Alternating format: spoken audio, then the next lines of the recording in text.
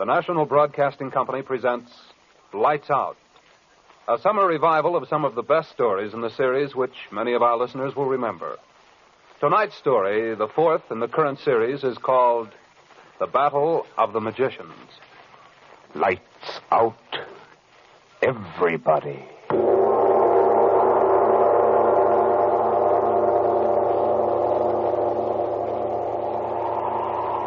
This is the witching hour. It is the hour when dogs howl and evil is let loose on a sleeping world. Sit in the dark now and listen to Lights Out.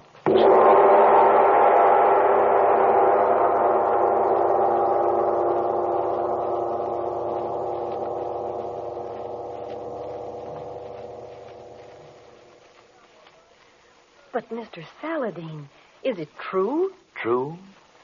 What makes the thing true, Irene? Because you believe in it? Or because a million others believe in it? Or, I can tell you this. The Penal Code of Haiti contains a section promising death to any who create zombies. And if the sober lawmakers of the country believe enough of it to put it into their books of law, well then... But it's impossible to raise the dead, Mr. Saladin. Impossible? I wonder. The folklore of every country is full of tales of bringing the dead back to life, bringing them back to serve the living. There are tales of vampires, ghosts, werewolves. But they're superstitions. Surely you don't... Who am I, my dear Irene, to say where truth ends and superstition begins? I'd like to know some more about zombies. I've told you all that is known of them. How they are living, yet not living, dead. How they are summoned from the grave by the black magic of some sorcerer. How they must do his bidding until he wearies of them. But must these poor dead people... Well, I mean, isn't there ever any rest for them? Can't they... Can they not die again? Yes, there is a way. Zombies eat, you know, even as human beings do. But only when they are fed. They will not seek food for themselves. And if they eat salt... If anything containing salt so much as passes a zombie's lips, then he must return forthwith to his grave. Oh, but Mr. Saladin... That's the tale, Irene. I do not make it up.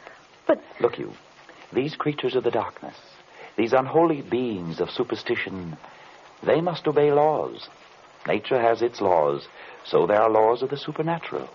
Immutable laws that all its creatures must obey, even as we creatures of nature must obey ours.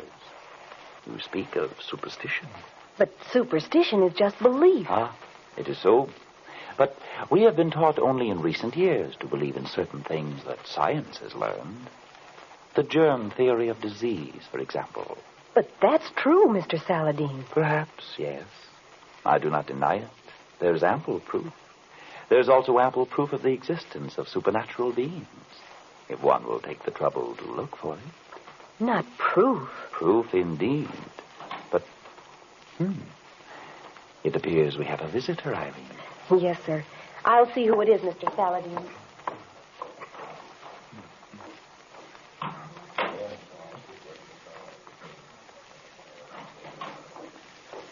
Mr. Joseph Warner, president of Acme Airlines, Mr. Saladin. So? Show him in then, please. Yes, sir. Mr. Saladin will see you, Mr. Warner. Thank you. Good morning to you, Mr. Warner. You're Saladin? Saladin, yes. You're some kind of detective. Some people have been, shall I say, kind enough to describe me as an investigator. I hear that you're good. Thank you. Won't you sit down? And so you have come to consult me about the recent wrecks of your airplanes, Mr. Warner. How did you... Oh, yes, the newspapers, of course. Well, that's right, Mr. Saladin. So? You read about that one yesterday? Yes. 14 killed, including the crew of 3. Absolutely no explanation for it. Except what you know, Mr. Warner. Well, what? I said except what you know about it. What do you mean You by... would not have come to me, Mr. Warner, unless... Well, suppose you explain. I'd like to know how you knew that. It is my business, sir. Yes, Irene? The window washer, Mr. Saladin. Can he come through your office? Very well. One moment, Mr. Warner. Excuse us, please. I got to get the windows washed. That is a job I would not like very well, I'm afraid, Mr. Warner. But to your business. You, received a warning, Yes, I received it. How did you know that? I have some knowledge of the ways in which Dr. Ehrlich works, Mr. Warner. Ehrlich. That's the name. I was rather certain. You may read the letter. It was a letter, I assume. Yes. There were two of them. The first one a week ago. It said this Dr. Ehrlich had need of $100,000, and the letter warned if I didn't come across, one of our ships would be wrecked. And you assumed this was, what does one say, a crank letter, and did nothing about it. That's right. We get a lot of fool letters. And because you took that attitude, 14 people are dead. Horribly dead. Yes. You said there were two letters. Yes. Here's the other one. Today, the tornado. Take warning. And Erlich's signature. The tornado was the name of the airplane that crashed. Yes, John Elliott was piloting it. The oldest, safest pilot on the line. I can't understand it. I can, Mr. Warner. You can. Tell me, when did you receive this letter? Not 5 minutes before the flash came that the tornado had crashed. He timed it very well. Yes, Did you make any effort to trace this letter? No, well, there was so much excitement around the office. Of course. And so what do you wish me to do? I haven't given this to the police, Mr. Saladin. The publicity, you know. People would think it's easy to smash one of our airliners.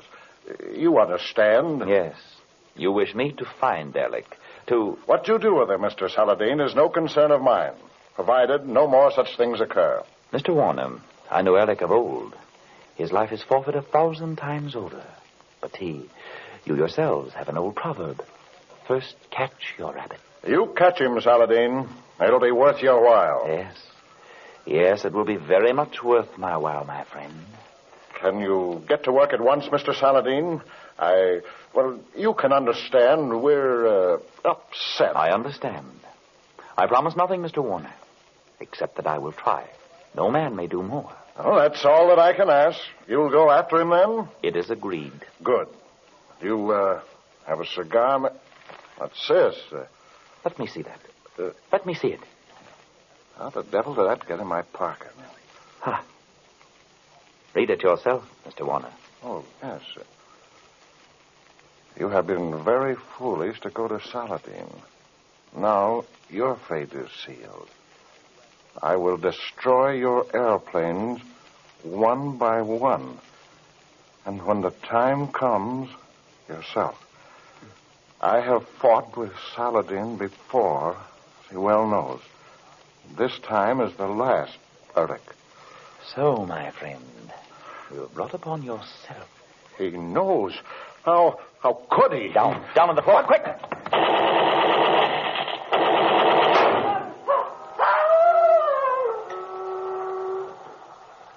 Score one for Saladin, I think.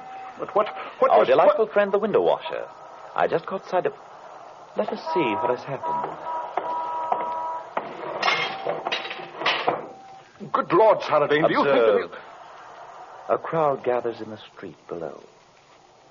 Morbid gazers on sudden death.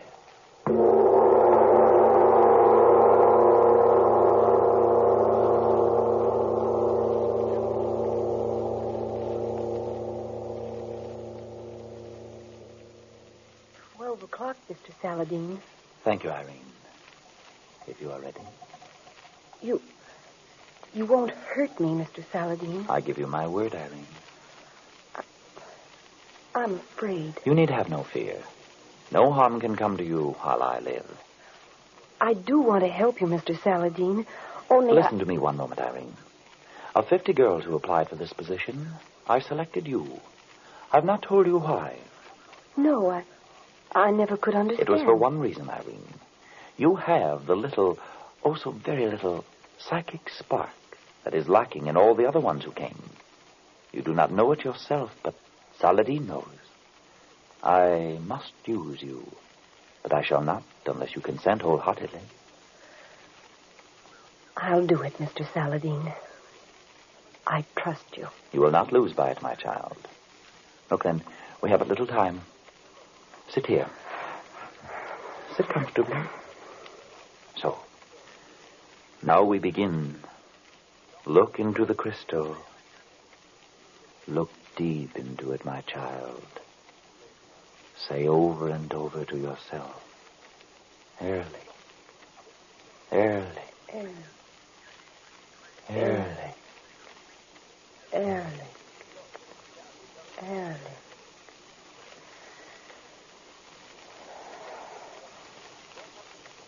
Ehrlich, Ehrlich. Go and seek out the soul of Ehrlich the magician while he sleeps.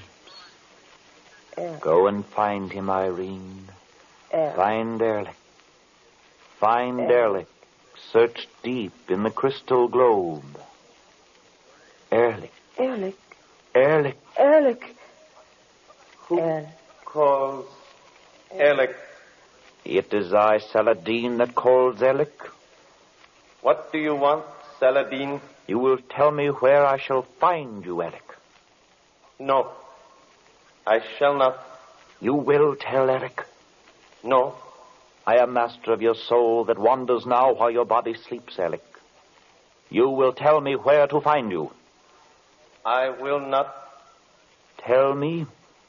No. No. Tell me. In the tower. In the tower. I will not tell more. You will, Ehrlich. Tell me. In the tower. The highest tower of all. And where is it, this tower? I will not tell more. I will not. Tell, Ehrlich. I will not. I will not tell. I say you shall, Ehrlich. I will not tell. Beware. Your power wanes now, Saladin. Be sure you will not remember what you have told Ehrlich when you awake. I will remember. By the 5 names I commanded, Ehrlich, you will not remember. I will not remember. Ehrlich. Ehrlich. Ehrlich. Awake now, Irene. Awake, Irene. Awake. Are you all ready now, Mr. Saladin? Just sit quietly and rest, my child. So, Ehrlich, I think perhaps we shall have a little talk together.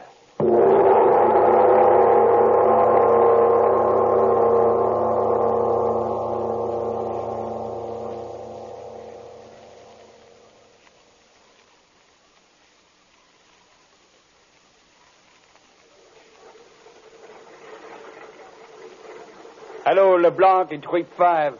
Radio check, please. KCT to LeBlanc and trip 5 on the line. Okay. LeBlanc to KCT. How are you, Shorty? KCT to LeBlanc. Okay, Frenchie. Who's your pilot today? LeBlanc to KCT. I do not know yet. Charlie Butler is sick all of a sudden. That is what I wait for. KCT to LeBlanc. Better see your records are straight before you take off, Frenchie. LeBlanc to KCT. That is not my business, Shorty, my friend. I am just co-pilot. I pull up the landing gear, sometimes land. I just go along for the ride. KCT to LeBlanc. Okay, Frenchie. Jazz your motors when your pilot's ready. I'll check you off. That's all, KCT. Are you the co-pilot on this trip? Oh, you scare me a little bit.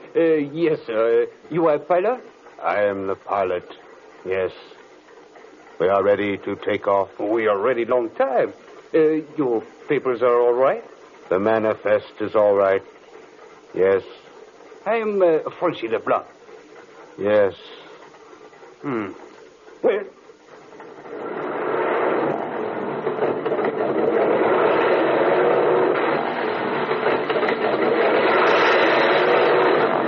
KCT to LeBlanc on the line.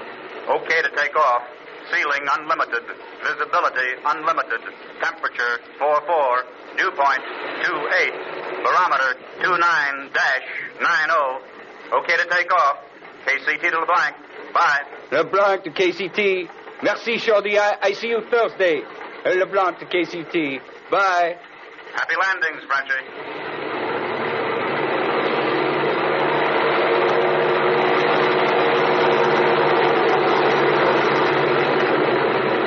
Oh, pardonnez-moi, monsieur. You want to take off, eh? I will take off. Yes. Oui, voilà.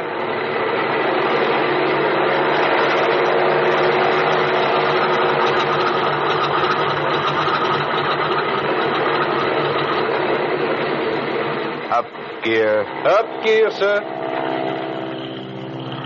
You have checked everything, LeBlanc. Oui, I have checked everything. We are all right. Just long buggy ride. 10 passengers, mail, express. Right. How you like this plane, eh? All right. Excuse me, I do not think I catch your name, please. My name is Ott. Edward Ott. I am pleased to meet you, Monsieur Ott. You know what? I think I remember that name. There was a pilot named Ott that died 2 weeks ago on east end of the line. Is that so? Oui, it is so. He is a relative of you, Monsieur Ott? No, he is not relative. So? You like me to fly her a little while? No. I am pilot of this ship. I will do the flying. Ça va, monsieur.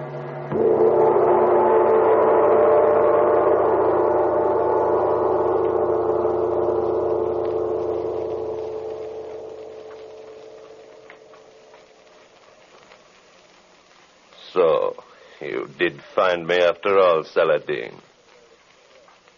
The very clever Saladin. Well, I think this time the very clever Saladin has had his last adventure, no? I do not believe you will win, Alec. No. I do, my dear enemy. I have not time now to find out you learned where my laboratory is. But there is time enough for that. It is simple enough, Alec. You talked in your sleep, you see. I remember now. I knew I had dreamed. But I forbade you to remember, Alec. Yeah, well, one little victory. I've waited a long time for this, Saladin. Yes, and failed a great many times. I will not fail this time. What is written is written. I should be interested in how you caused that airplane to crash yesterday, Alec. Yes. It was so simple, Saladin. I am amazed at a man of your attainments. I think I know. Well, I shall show you very soon. You will not tell anyone about it, I think. I wonder. They said there was no clue to the crash, Saladin. Yes? Would you like to know how? I think I know. Oh? Well, you too know something of black magic? I know a great deal of black magic, my friend. Shall I show you? Are you afraid of snakes, Saladin? No, Eric. Let us see. This bit of paper. Twist it. So. And you see it is but paper, Saladin. But now, look at it. A cobra. You are clever, Alec. But look now. Harmless paper again. No. I am not entirely powerless, Alec, even though my hands are bound. How did you? I thought that only one man in the world. Perhaps I am the man, Alec. Look at the paper closely again. I fear I underestimate. You see? It really is a snake, Alec. Curse you! I'll have your heart for that. Perhaps. But perhaps you had better get to your zombies again. Zombies?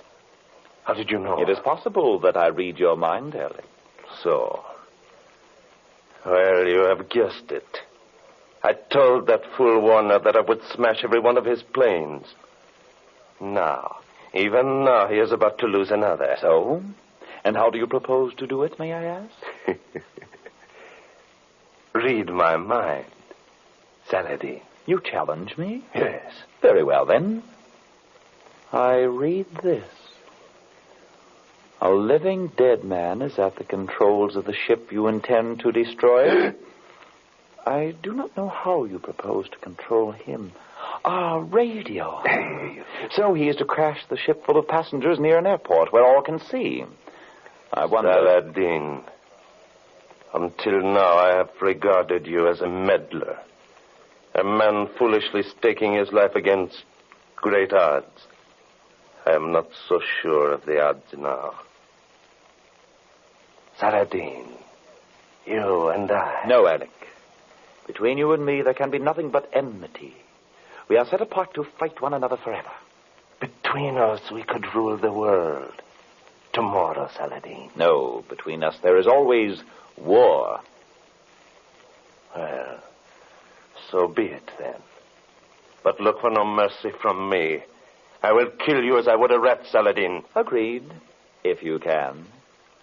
LeBlanc and Trape 5. LeBlanc and Trape 5. To Chicago.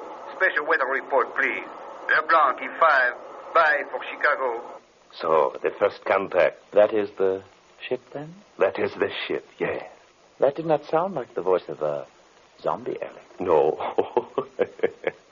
That is merely the co-pilot. He does the bidding of my dead man. So, and now the little drama begins. Will you listen? It is your drama. Now. Quite so, my friend. I must get to work. Erlich, calling pilot up in trip 5, Acme Airlines. Erlich, calling pilot up in trip 5, Acme Airlines. Out in trip 5. I hear you.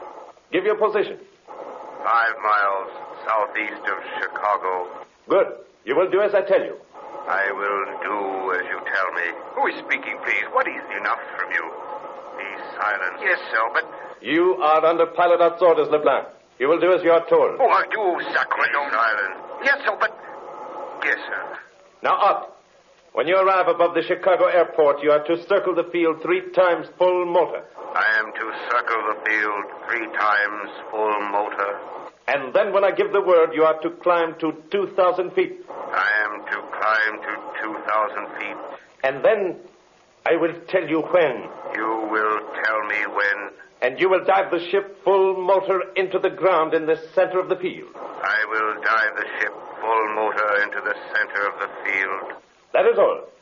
Hello. Who is it that makes the... Silence him. Oh. You have thought of everything, Eric. Yes. This pilot, he died 2 weeks ago. I secured his body. You add grave robbery to your other crimes. But of course. I must have one that was a pilot. And he obeys without question, you see. So far, yes. But you have not won yet. I am close enough, Saladin. I wonder. Hut, report your position. Southwest of Chicago Airport. I can see the field. Good. You are ready? I am ready. Your co-pilot? He is here. He will not interfere. Report when you are over the field. I will report when I am over the field. Alec, what would you do if I told your zombie what to do? Hut, you are to obey only Alec's commands. I will obey only Alec's commands. Do you mind if I talk to him? Go ahead and try. Leblanc. Leblanc. Who calls? Do you hear me, Leblanc? I hear you. Est-ce que vous avez un morceau de serre? De serre, monsieur? De serre, oui. Peut-être, monsieur, mais pourquoi? Stop. What did you say to him, Saladin? You do not speak French, then, Alec? Of course. Certainly. Then you know that I asked him merely if there was anything he could do. And he replied that he could not. Of course. But why did you... I'm afraid that you are about to win, Alec. You admit it, then? I am sorry. It is too late now. It is too late, Saladin. I offered to join forces with you once. But now I am the master. Out reporting. I am over Chicago Airport now. Good. Begin your circle. I will begin my circles.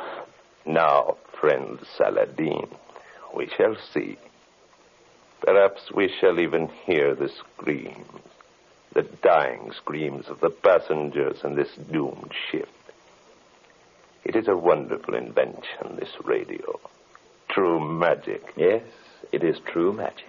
You will tell me when you are ready, Ehrlich. I will tell you. Make your circles. I am making a circle. Do they see you on the field below?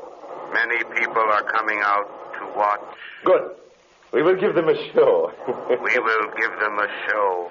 Leblanc, Leblanc. Oui, monsieur? You may speak to him as you wish, Saladin.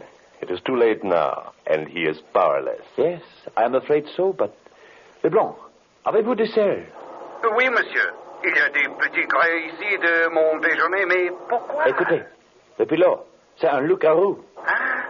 C'est vrai, monsieur, mais... Écoutez, mettez le sel sur ses lèvres, dans sa bouche, comprenez? Vitement. There is nothing you can do, Leblanc. Art, are you ready? I am ready. Vitement, vitement, Leblanc. Here, Mr. Art, taste a little of the salt. Salt? What have you... Listen. Take over, Mr. LeBlanc. What? I take over. My work is done. Art, come back. Come back, I say. No, my work for you is done. I go now. I go home. Come back. Come back. Come back, I say. Monsieur, I was just in time, monsieur. So, you did it, eh, Saladin? I did it, yes. So, well, you have beaten me again. But this time... It is too late, Ehrlich. You think so? You do not know Ehrlich. I know that... There he is, Barry! Fools, you will not take it! Stop it! Out the window! You are too late, gentlemen. I doubt that even Ehrlich could survive a 40-story fall. Monsieur, where are you, monsieur? Where are you? I am here, Leblanc. What happened? Monsieur, when I did put the salt on his lips, as you tell me afresh, he did say to me, take over. Yes, we heard him. Is the plane all right? It is under control. I am circling. Where is Ott? Where is the pilot? I do not know. He left his seat and went aft. A moment. Somebody is the fry. Leblanc, what is it? It is the cabin door. Someone has opened it. Oh! Leblanc, what happened? Monsieur Hart, the Pilati, he jumped out. He is falling. He is going to land on the long runway. Oh. Leblanc, is your plane still all right? Yes. I am all right.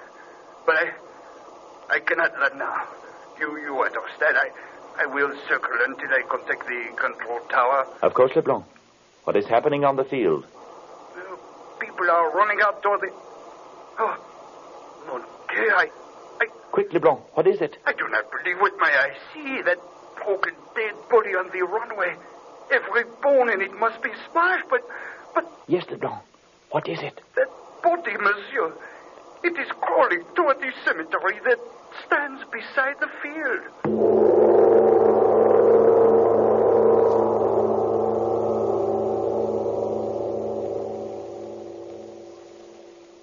All right. You can turn them on now. You have just heard Lights Out. This was the fourth in the series of revivals of the best stories of this famous series. In tonight's cast, you heard Everett Clark as Saladin, Tony Parrish as Ehrlich, Meg Hahn as Irene, Duke Watson as Mr. Werner, Boris Aplon as Ott, Nathan Davis as LeBlanc, and Ernest Andrews as the radio operator. India is the setting of our story next Saturday night. You'll hear how a British sahib, wise in the ways of the Orient, wreaks a terrible revenge on a Chicago gangster who has wronged him. Of course, if you don't want to be scared stiff, you can always listen to something else. But if you're around about this time next Saturday night, tune in. Lights Out is produced and directed by Albert Cruz. This is NBC, the National Broadcasting Company.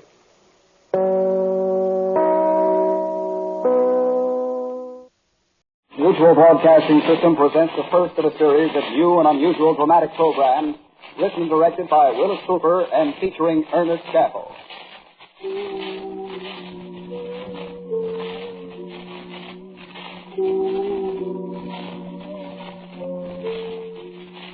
Quiet, please.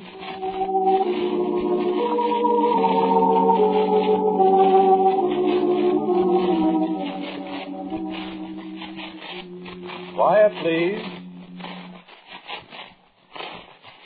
About 5,800 feet above sea level. A little house, maybe 20 feet long, 15 feet wide. It's made of corrugated iron sheets with a high peaked roof. It sort of hangs over the edge of the mountaintop, with nothing but the spikes of pine trees stretching all the way down to Pasadena, better than a mile below you.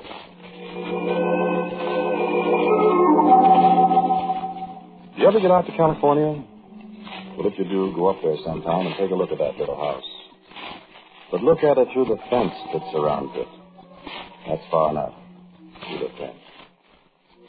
You go out Foothill Boulevard toward Pasadena, but you turn off on Angeles Crest Highway at La Canada. Just keep on driving up here. You get there. Just keep right on going. The top of Mount Wilson is the end of the highway. You ever look through a big telescope? At the sky at night? At the things up there? Things so far away you strain your brain just trying to imagine how far away they are. With nothing between you and them. Billions and billions of miles of nothing. I don't know what it does to you, but, brother, I freeze. Listen, do you know there are holes in the sky? No, I mean it. I've seen them. There's a thing in the constellation Andromeda. No, wait a minute. I'm not going to get technical with you. Just listen. There's this thing, astronomers call it the Horsehead Nebula. You know what it is? It's a hole. It's a great big patch of nothing. Just nothing. There aren't any stars there. There's just a hole. No, nobody knows anything about it. Astronomers look at it, they take pictures of it, and there it stays. There it is now and tomorrow and the next day and 1,000,000 years from now. And it's been there always. Yes, it has. It's so far away that what you see now is the way it looked 1,000,000,000 years ago, before there was anybody to see it from. And there's lots more of those places. So what's all this got to do with a little house up on top of Mount Wilson? I'll tell you.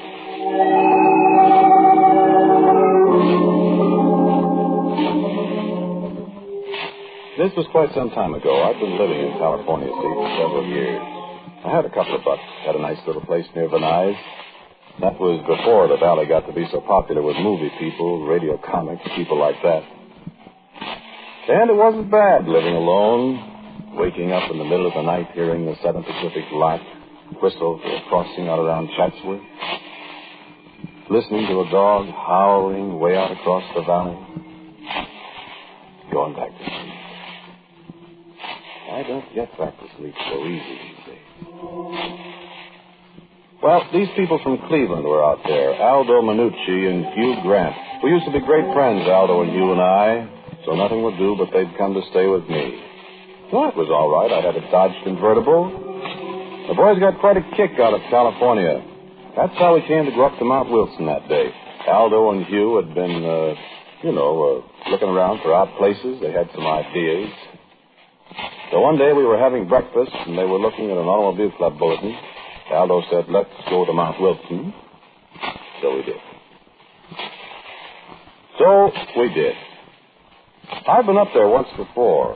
You know how it is in California. I knew everything. I thought I knew everything. I found out different. We were inside the big dome where the 100-inch telescope is. It's like being inside a giant's watch.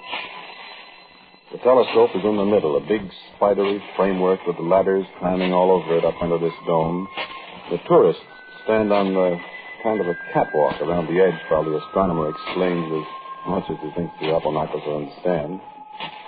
There was just a few of us that day standing close to a little kind of pulpit, listening with our mouths open. Yeah, it is like a pulpit. I got to thinking that day how the astronomer looked like a priest up there. A nice old white-haired fellow, like a priest. And I was thinking he was talking about the heavens, too. I'd seen it all before, but my mouth was as wide open as Hugh's and Aldo's. And the Earth is moving through space, too. It moves around the sun at the rate of about 18.5 miles per second. So therefore, you see, we must, in order to keep this telescope focused accurately on the celestial objects we are observing, neutralize those motors mechanically. The telescope itself, as you will observe, is controllable in any direction by this motor. Watch it at the face. Notice the motion of the telescope. And the final movement, the rotation of the entire dome, exactly synchronized with the speed of the Earth through space. Watch through the shutters above the space.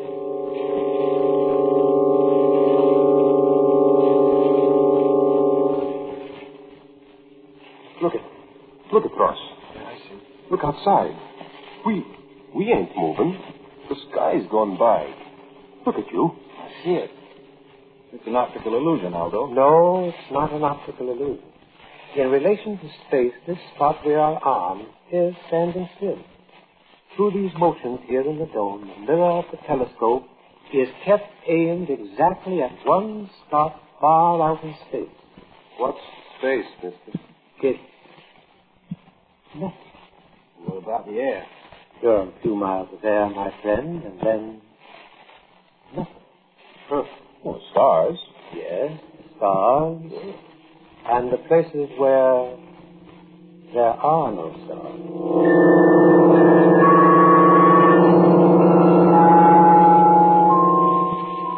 My skin twitched a little when he said that. The places where there are no stars. Did yours? Well, the show was over. We went outside into the sunlight. We walked across the long wooden bridge. There's a deep gully in front of the dome. And down a little path past the thing they call a coelostat. A small dome on legs about 100 feet high. Thing they study the sun and sunspots and things like that with. And it was quiet up there along toward the middle of the afternoon. There was a chill in the air. We were just talking. It's an odd place, and you get kind of impressed. The people impress you.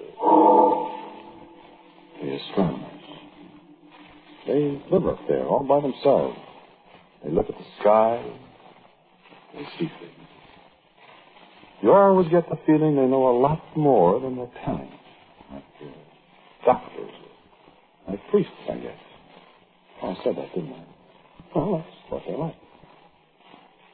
The path leads through the woods. Biggest live oaks you ever saw. Leads through the woods over to the old hotel. So I said, hey, how about a beer before we start down, huh? A beer? That's for me. Can you get hard liquor up here, Ross? No, I don't think so. Anyway, I wouldn't want to drink, not with all that mountain road ahead of me. No, sir. Don't take no drink, Ross.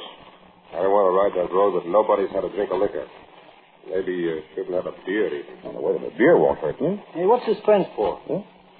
Oh, I never noticed that before. That's quite a fence. Have a hard time getting over there. What would you want to get over it for? I don't know. What do you suppose is on the other side where they got this heavy fence? I don't see anything. Except that little house out there on stilts. Yeah, funny looking place. Fence goes right around it. And get a gate? No, come on, let's get a beer. No, I want to look at this, Ross. Probably they got something valuable in there. Sure, scientific instruments or something. This place is all full of that stuff. Hey, look. Sign. Huh? Where? Here. Oh, come on. Oh, wait. What's it say? The public is forbidden to pass beyond this fence under severe penalty. That all? Yeah. What do you suppose they got in that place? Don't know. I don't care. Hey, there's a door up at the end of that trestle. Maybe we could get back and get in through that other shed where the trestle starts, huh? What do you want to go in there for? Oh, come on, we got to get going. I'm just curious. You know what I mean. Place might come in handy. Oh, yeah. See? Especially if they keep everybody out like this. Well, the thing must be full of stuff, like Ross said, scientific stuff. Yeah, might be, might not be. Hey, here comes that fellow that made the spiel up there. No, ask him. He'd know. He won't tell you. Well, we'll find out. Hey, fella. How are you? Hey. Were you talking to me? Yeah. What's in that funny-looking building? Over there? No. Yeah? What's the idea of the fence, then? You don't want people to go in there. Oh, I'd sure like to see what's in it. Said there's nothing in there. You sure, mister? Yes, I'm absolutely Could we get a pass to go in there, maybe? No. You saw the sign, didn't you? Yeah, it said something about the penalty of the law. You didn't read it very carefully. He didn't read it. I did. Read it again. Wait. The public forbidden to pass beyond this fence under severe penalty. See? I see what he means. He didn't say anything about the law. Ah, that's right. Well, then, there are other penalties. Oh. That's right, huh? No. Not at all. Well, what does it mean then? I'll give you a little friendly advice. I wouldn't try to find out if I were you. Oh, is that so? Yes. Do you really know what's in there, mister? Yes. What? Nothing. Okay, lads. Let's go get that beer.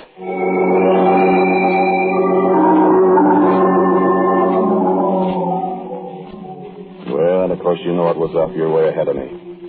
My Cleveland pals weren't in California just for a vacation. There was a bank I'd had my eye on for a while out in Pacific Palisades. It wasn't the first bank that Minucci and Hugh Grant and I had worked a deal on. I didn't go much for this place up on Mount Wilson with nothing in it and a fence around it. Aldo and Hugh, well, after all, could you find a better place to stash away some dough? Nobody could get in, they said. And if we could, well, so I bought the idea finally. And to make a long story short, we took, I think it was $53,000 out of the bank. 53, 54. What's the difference? It's all gone now. It's a long drive from Pacific Palisades over Sunset Boulevard, then up Beverly Glen to the valley, through Venice to Sunland, down past the sanitarium on Foothill Boulevard to where you turn off on the Angeles Crest Highway. The long drive, especially at 1 o'clock in the morning. That was when we pulled out of Pacific Palisades. It was summer. After you turn on the mountain road, you're not allowed to smoke. You see, a fire warden might come along, and those guys can tell somebody smoking in the car a half mile off. They throw you in the can for it, forest fires. Well, we didn't want anybody stopping us. It was risky enough anyway, because practically nobody ever drives up there late at night. Well, early in the morning, I mean. Well, we didn't meet anybody. All three of us were jittery with no cigarettes. That road. Stepping up in daylight. Boy, in the dark. It was 4:30 when we got to the top. The hotel was dark. Cabins were dark. What the sky? It was just like solid stars. Why you could put in and reach up and touch it. I remember the old guy in the 100-inch dome. Nothing between us and the stars. And down below, well, if you've ever been up there at night, you know what I mean. Just like looking down at the stars. The lights are 17, 18, 19 pounds. Pasadena, Los Angeles, Hollywood, Venice, San Fernando, Culver City, Santa Monica. It makes my hair stand on end like that. And I haven't seen it for never mind how many years. Well, we stumbled through the pitch dark. We got off the path 3 times, nearly fell downhill. And, brother, that'd be a fall. We still couldn't risk a cigarette. It was dark. Hugh Grant was in front, then me, then Aldo. We each had briefcases. Hugh had a pair of those big string wire cutters that would get through a steel cable. All of a sudden, he bumps into the fence. Ouch. The fence. Where are you? Stand still, will you? Dark. Shut up. Listen for a minute. Hear anything? Yeah. No? See anything? No? Look. What? The dome over there. You see somebody? No.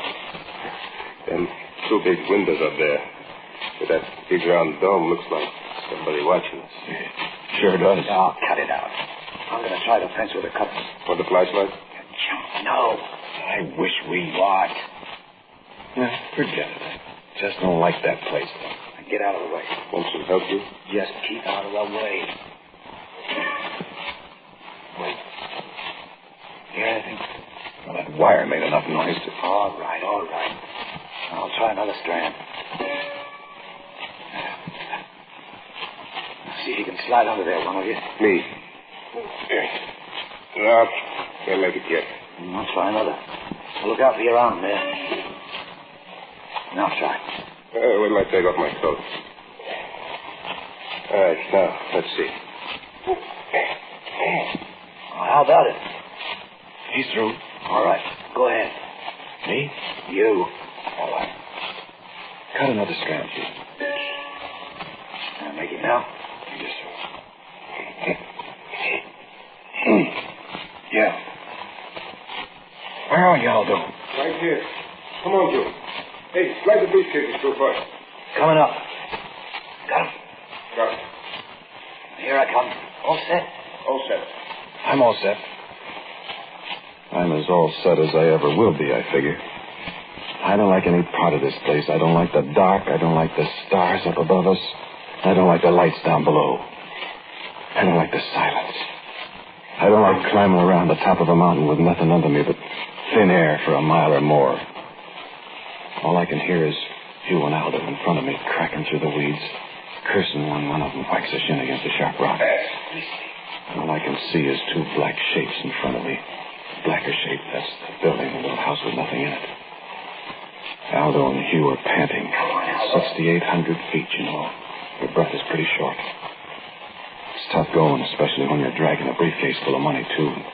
You're scared and sweating and tired. And then all of a sudden, we're under the building, alongside one of the struts that hold up the little trestle. Loose me up, Aldo. Aldo boosts him up. He was a little guy. He's spry. A lot sprier than I am up there a mile in the air, and I guess he's not as scared as I am. So I look up, and he's sprawling on the trestle with 9 million stars behind him, reaching down to me. Grab my hand, Ross. I scrambled up. I'll never know how I made it either. Here we are in a second. Aldo's up there with us. Now, keep quiet a minute and rest. I'm knocked out. Yeah. You hear anything, Jim? Just the wind. Ross. No, I thought I heard something. Guess it's just the wind. Listen. It's the wind. Well? So we stood up. So Hugh walked the rest of the way down the little trestle. We followed him, stumbling over the planks, and there was the door. We rattled the bar on it. It was padlocked. So Hugh took the big cutters and he wrenched away at the bar. We shivered there in the cold, waiting to see if anybody heard us. There wasn't a sound.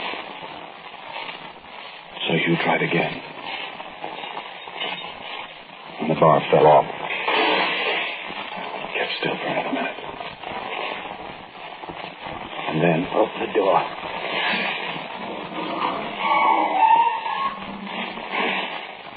Flashlight. Wait. Nobody can see us. Put your fingers over it and turn it in there. Okay. I don't see anything. Well, the guy said there was nothing in there. Can't see a thing. Open up the light a little more. I got it open. So black in there. There's something the matter with the light. Oh, there ain't. Look. Turn that light off me. Well, look now when I shine it inside. Nothing. Well, there's got to be something in there. Nothing, the man said. Can't even see the floor. Well, I'll find out if there's anything in there. No, don't go in. Can't tell what's liable to be. Well, look out. I'll toss a briefcase in. No. Throw the wire cutters in. Oh, where are they? Here. Oh, the might. Look out, will you? Keep still. You'll wake up the dead. Well, nobody hurt us, I guess. A shot with luck tonight, no kidding. I'll give you them cutters. Here. Shine the light in there. Sure can't see anything, can you? Throw 'em in. Get out of the doorway.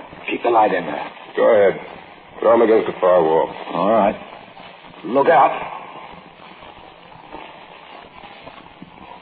Where'd they go? Tossed them hard enough to bounce Move the light around. I can't see a thing. I can't either.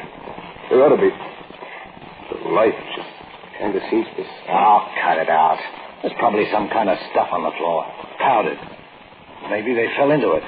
Here, stand to one side, Ross. What are you going to do? I'm going in to look around. You got a gun, Aldo? Just this little 32. All right, come on. Ross, you stay here and watch and listen. I wouldn't go in there, Hugh. Nobody asked you to. I'm going. Come on, Aldo. Listen, you. You've got the screaming Mimis, too. Now, come on with that gun. There's nothing in there. Look, Hugh. Come on, let's get out of here. Oh, shut up. Here. Might as well take the dough, too. We can stick it in there. Well, go ahead, Aldo, with the light. You go first. All right. Now stand there and keep your ears. Hey, Hugh. Where are you? Can't see him. Listen, Aldo, don't go in there. I got to. Hey, Hugh. Hugh. Where are you? Listen, Aldo. Keep your eyes and ears open now. We'll be right back. Hey, Hugh. You all right? You coming in, Hugh? Hugh. Aldo. What's in there? Hey, Hugh. Okay, Ross. Something's the matter with him. Here I come. Hugh. I'm gonna... Hugh. Hey, Hugh. Aldo. Hey, what's in there, you two? Hugh.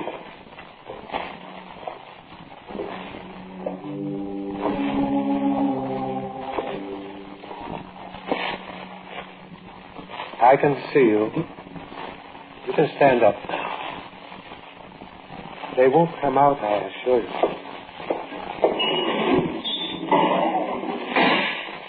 Come on, son, stand up.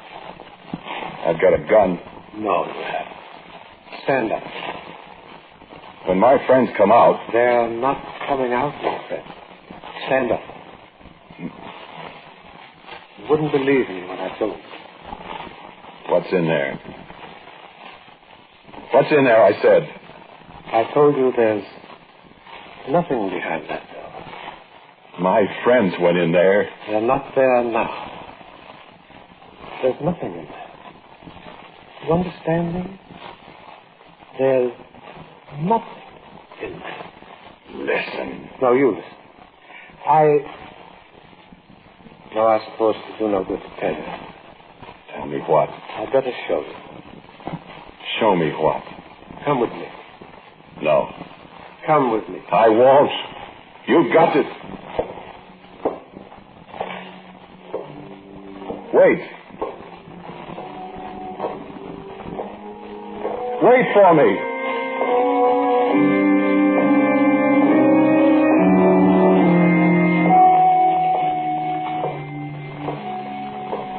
Across the little trestle, away from the door, he closed down my friends. Through another door. Into a long shed in the dark. And I was glad I couldn't see the stars. Out another door at the end of the shed. Down the path past the seal staff, reaching up into the sky, shining in the starlight, looking like one of those visitors from Mars you heard about on the radio. Across the little wooden bridge with the two eyes of the 100-inch dome staring down at me in a cold wind coming up the other side of the mountain. Up the ramp. Into the dome itself.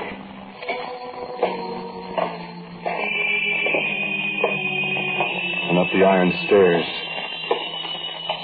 Follow me.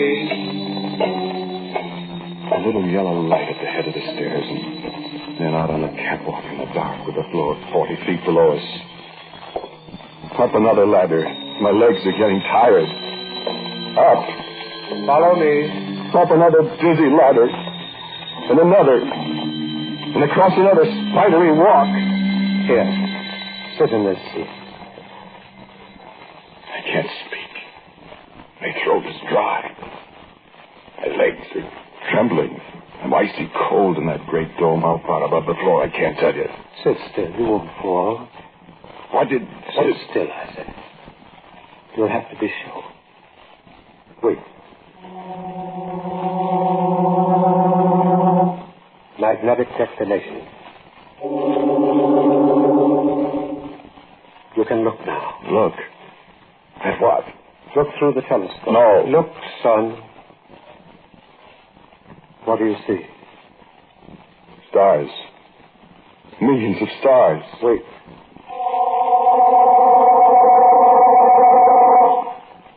Look again. What do you see? Nothing. Nothing. What?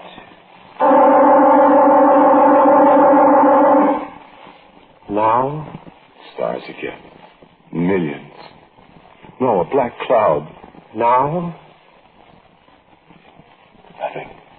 That nothing you see is 1,000,000 light years away. What is it? There's nothing there to see. My friend, there are scores of places in this universe where there's nothing. Far places, near places. You understand what I mean? Is that what you meant when you said... When I said there's nothing behind that door? Yes. Well, where? Your friends? Your misguided friends? I don't know. Perhaps. Take your eye from the telescope. Wait.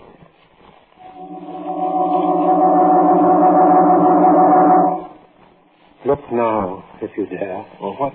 Look.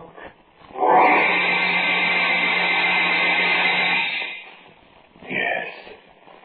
You guessed what I saw. You guessed what I saw clawing through black clouds of nothing.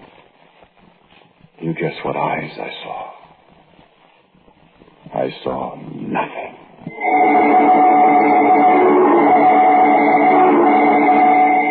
Yes, the little house is still there on Mount Wilson. You can go look at it if you want to. But don't go too close. Maybe somebody will tell you it's just a place where they store equipment. Maybe. Why do they keep the door locked then? Well... just one other thing. Don't you go around opening doors you don't know anything about. There might be nothing behind one of them.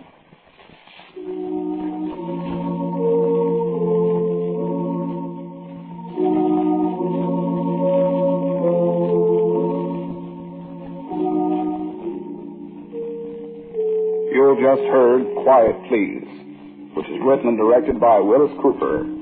The man who talked to you is Ernest Chappell. And the man who played Aldo Minucci is Martin Lawrence. Pat O'Malley was Hugh Grant and James Van Dyke, the astronomer. The music was composed and played by Gene Palazzo. And now for a word about Quiet Please for next week, here is our writer-producer, Willis Cooper. Bill? I've written what I think is an exciting and unusual love story for next week, Chappie. We'll welcome as our guest the charming star of stage and radio, Claudia Morgan. Quiet Please for next week is entitled, I've Been Looking for You. Until next week, then, quietly yours, Ernest Chappell.